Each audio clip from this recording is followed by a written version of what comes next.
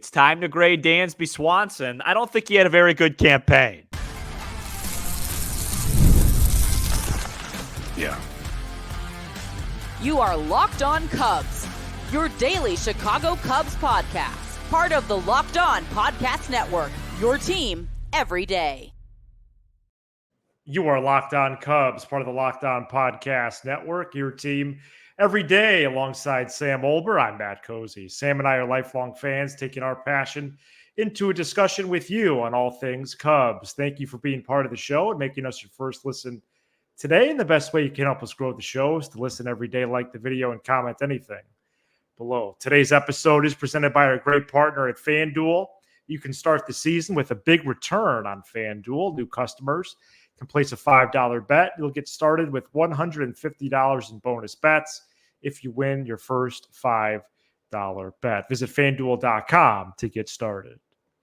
Dansby Swanson / 242, 312, 390 with 16 home runs and 27 doubles in 149 games with the Cubs in 2024. Swanson not only started slowly this past year, but struggled on defense as well, eventually leveling off there while having some offensive struggles before getting a little bit better later in the year. He did improve enough defensively and then some, being named a finalist again for the Gold Glove. And he should win the award. Sam, next up on a review sheet, Dansby Swanson. This one was a pretty easy grade for me. I think, to begin with, starting defensively, I thought April was rocky, but I thought May through the rest of the year was like an A+ defensively. I do think he was really good there. Offensively, I just can't get around it. It just, 242 is not good enough for him, especially when you combine it. Really, forget the 242. It's the 390 slug, as you've been pointing out, the home run ball. The 390 slug just isn't going to do it. 16 homers, not good enough. Everybody's numbers seem to be a little bit down this year because of Wrigley. But when you put it all together, I wanted to, because the defense was so good, and I know the WAR was a nice number. I wanted to go flat C, but I had to go C-. I had to put a minus there because I just don't think for large portions of the year he really impacted this team offensively in the way he needed to. And I think his lack of offensive production is kind of symbols the problem with this team. There's spurts where he hits, but during that stretch, which I'm sure you have in front of you, or during that April, May, June. Yeah, I do. He was really, I don't have the numbers in front of me. He was really not productive. You could sell me on the fact that he was playing hurt for a while, and maybe he deserves a bump up C. And I think if you look at the total body of work, it's probably a C grade. But the reason why I put a minus in front of it is because a lot of the success he had towards the end this season was already written in stone. And I just can't get there. So I'm going to go C- for Dansby, and he needs to be better in 25. Yeah, I went C- as well. I also, for a time, I didn't think about a C. I thought about a D+. And so, well... No, I'm being serious. No, and I know you are. And because we're not huge, we don't do everything off of what the stats say. Yeah, and I have a lot of respect for, FanGraphs. I view it as a resource throughout the whole year off season. So do I. It's hard, let me just put it like this. It's hard to comprehend that Dansby Swanson was a top 25 player last year. And therein lies the he problem. Wasn't. Well, but that's the problem with the stat. I think right. That's why WAR's a problem. Yeah, it's a very useful metric. Also in baseball. I think it's a useful metric that really overvalues the defensive part of things. Yeah, I think this is a prime example of that, because I could see where he would maybe be like in the 40 to 50 range this past year, but to be half that at 23, I don't see a path to it. His first 2 months were miserable. Yeah. His last 30 games was real solid offensively. But to start the way he did, and he's actually a pretty quick starter. At least he was in 23. Yeah, it wasn't in 24. But he hit only 206 with 4 home runs the first 2 months of the year. And he missed about 10 games, 10 to 12 with a right knee injury. Probably should have missed more. And then the other notable is, so he only had 5 errors the entire year, which is crazy. Crazy. And I think four like of them were in the first 2 29 months. games. Yeah. It's really something because and no, I'm sorry, but I have to talk. That 30 games happened, right? That first 2 months happened. Right. He didn't step up late in the year. Please stop.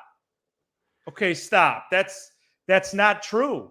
No, that's not true. He's not a player that you can say, oh, he stepped up to hit 275. That's what he's supposed to do.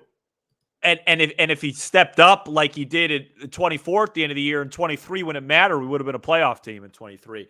Can I make one quick point? Oh yeah. You say top 20, top 25, whatever he was in WAR. Well, he was 23rd. I bet you he wasn't even in the top 90 in offense, right? So WRC plus, whatever that is. Oh, okay. I'm going to find it while you talk. Find WRC plus, do the rankings of that, see where he was.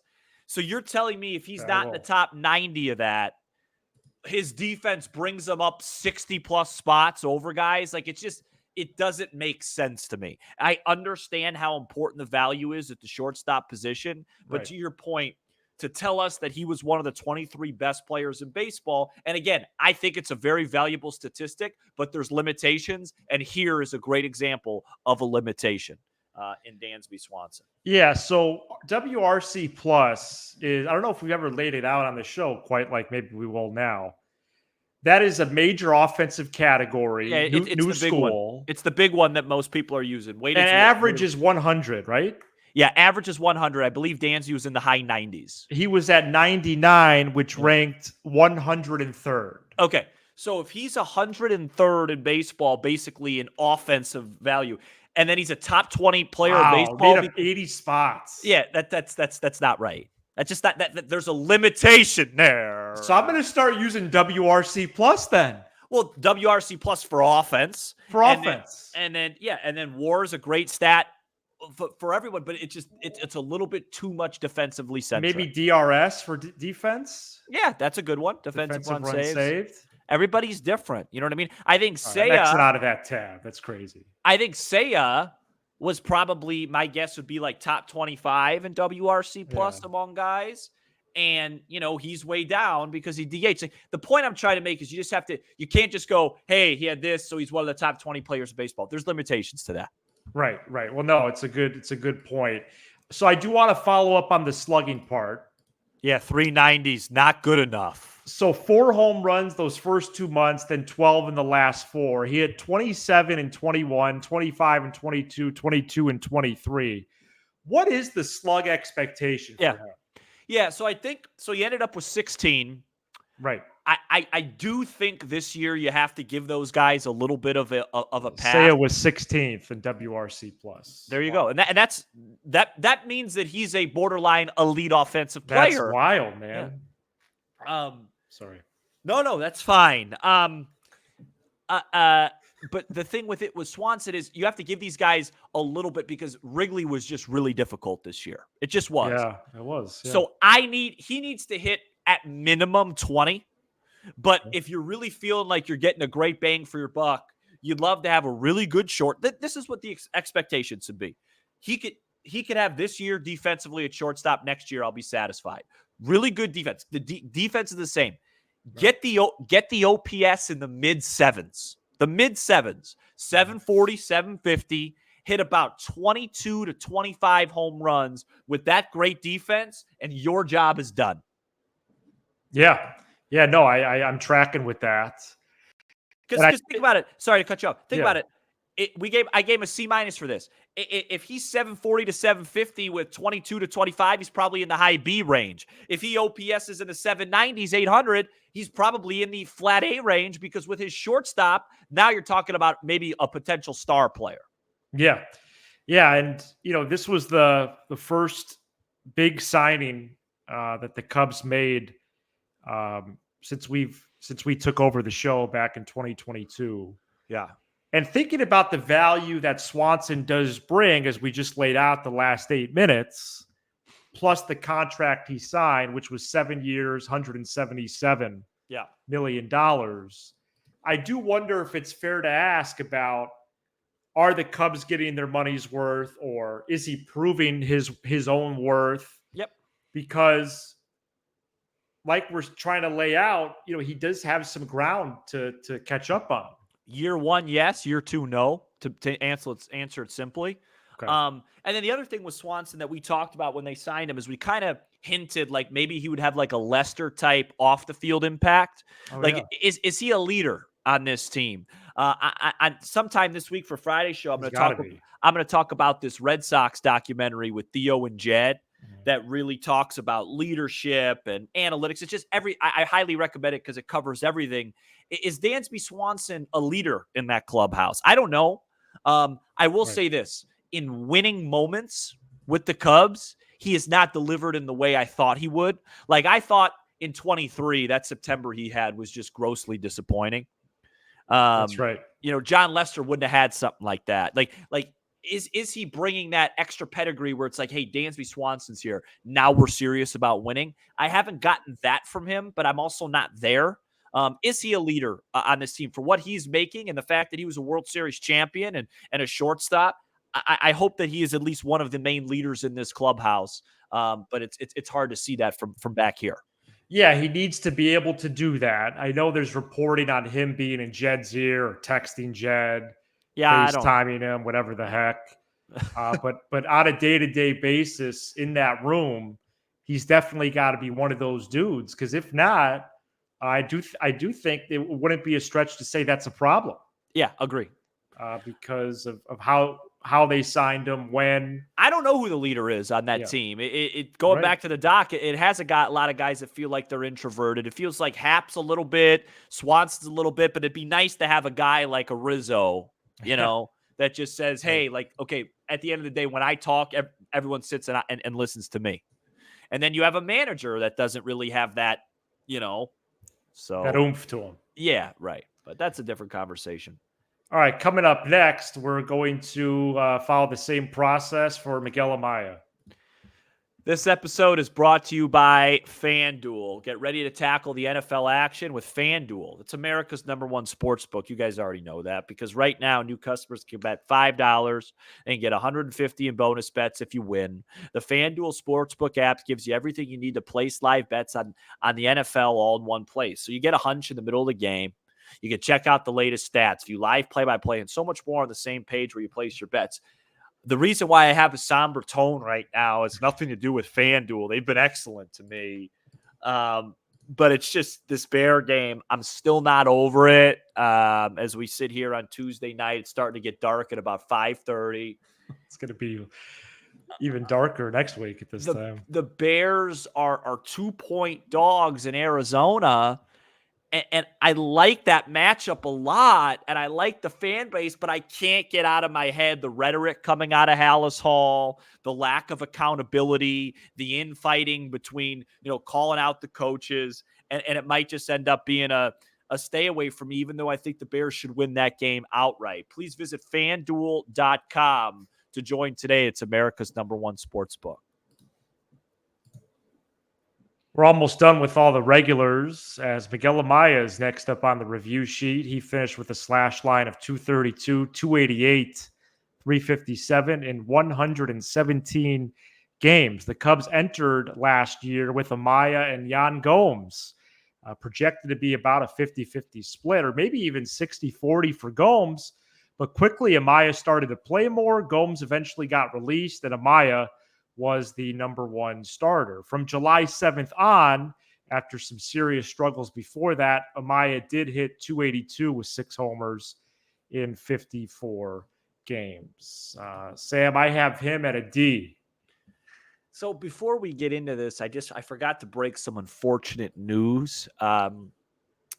People today voted on the most attractive podcast hosts, and you and I didn't make the list.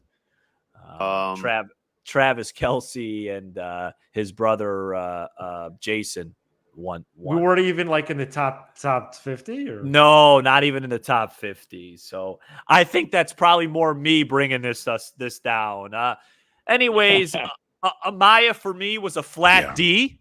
I gave him a D. Yeah. The only reason I contemplated to put a D plus in there. Same. And the only reason why is because he really wasn't expected to be the guy.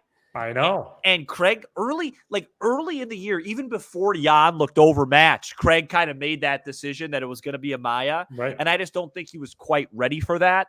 But the reason why it has to be a D is when the Cubs were struggling the most. And we haven't gotten a PCA yet, I don't think. Right. We got one more. But when the Cubs were struggling the most, he was a pitcher at the plate, and that really hurt. And then I just didn't love some of the catching stuff, some of the pitch selection stuff and big spots.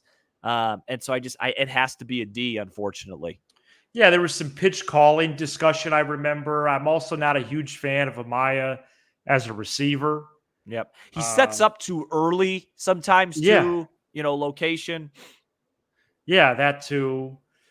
I do want to remember that this is a guy who pretty much skipped a level. Yeah. He didn't really have any AAA experience. He went AA to Cubs, AAA for like a handful of games, then back to the Cubs indefinitely. But he needs to learn on the job. I think for the most part, he did that.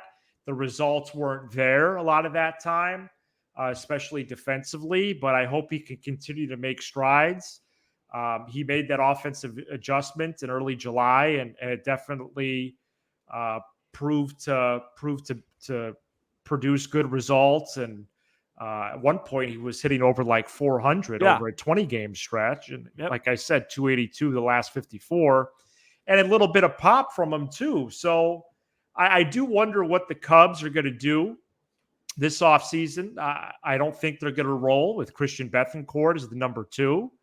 They're going to have to get somebody. I know Carson Kelly and Danny Jansen are probably the main fits in free agency, but then there's the younger, more attractive slug options as well in the trade market, especially out west with Cal Raleigh, Seattle, Logan O'Hoppe with the Angels, and Shea Langoliers with the A's. So the Cubs have the prospect capital to do that. I do wonder if one of those 3 teams would say, well, we do need Amaya in that return. And in that case, I think Jed would need to make a decision like that. And then the Cubs would roll with one of those 3 plus a veteran in free agency.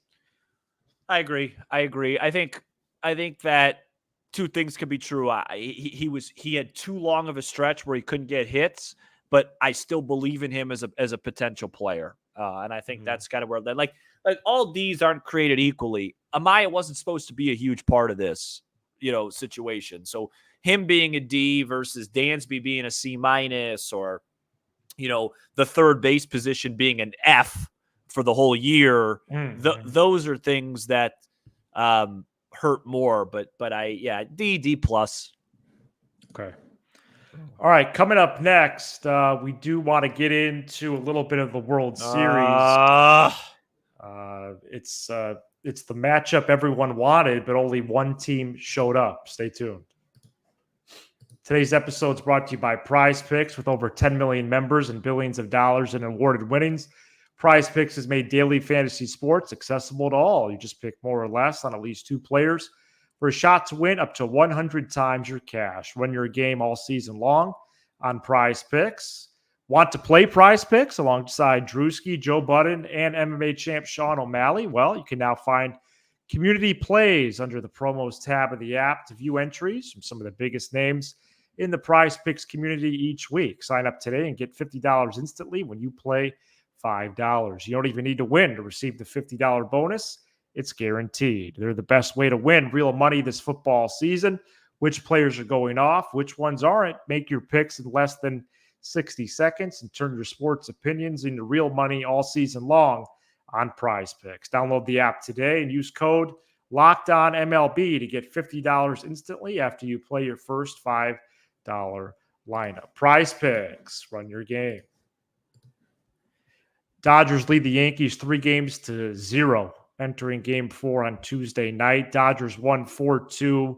Monday, Walker Buehler was great. The offense was good enough as the Dodgers never trailed.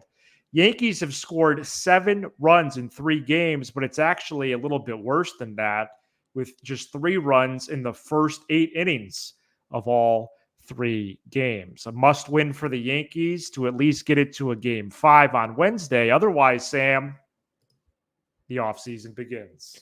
Disappointing's an understatement. Not only did I think this was going to be a great series, I thought it was going to be a long one. I ultimately probably thought the Dodgers would survive, but I thought the Yankees had value. But I thought the Yankees had value because I thought Aaron Judge was going to come out of a funk.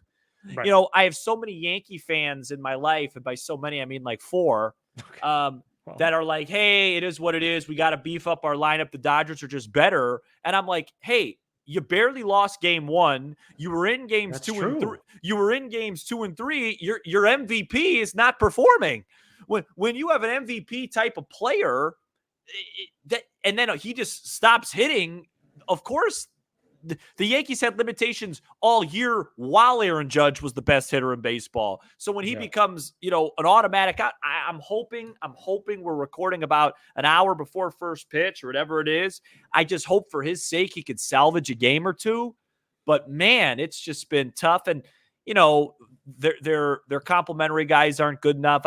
I thought the Yankees would be interested in Nico Horner instead of Jazz Chisholm. Chisholm really helped him towards the end of the year, but he's had a poor postseason. Honestly, the guy outside of the Soto and Stanton, Rizzo's having the best at bats on the team. He's been great. So it's frustrating. Not because I want the Yankees to win. I just wanted a deep series. I thought it'd be really good for baseball to watch these guys go toe to toe, and it's not happening.